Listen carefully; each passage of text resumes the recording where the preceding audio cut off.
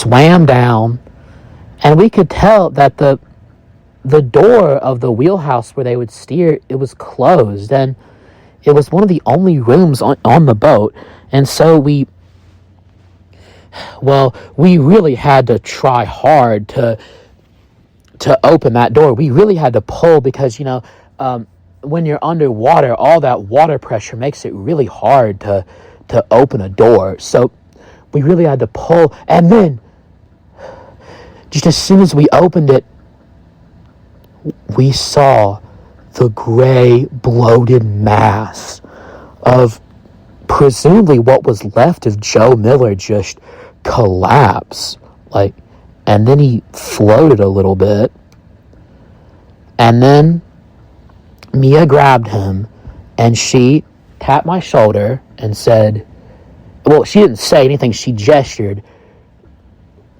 She gestured me to go in the wheelhouse and pick up the Manchurian gold and recover the body of Charlie. So I nodded, and then I went in.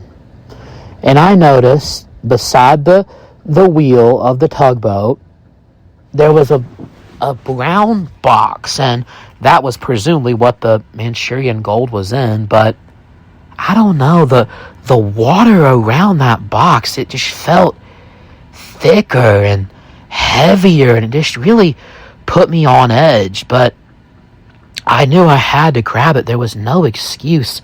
And then I noticed the body of Charlie still slumped over the wheel of the boat, and his body was just partially picked and bloated, gray, and cold.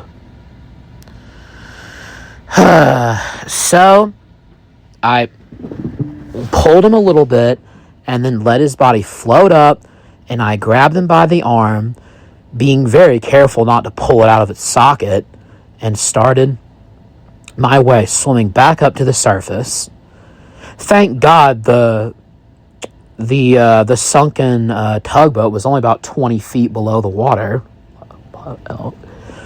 But as I was swimming back up, I was holding the box in one arm, and I was holding Charlie's body by the arm and the shoulder, and then I felt, or I don't know if I saw it or I felt it, but I saw some gray hand come over my mask, and my dive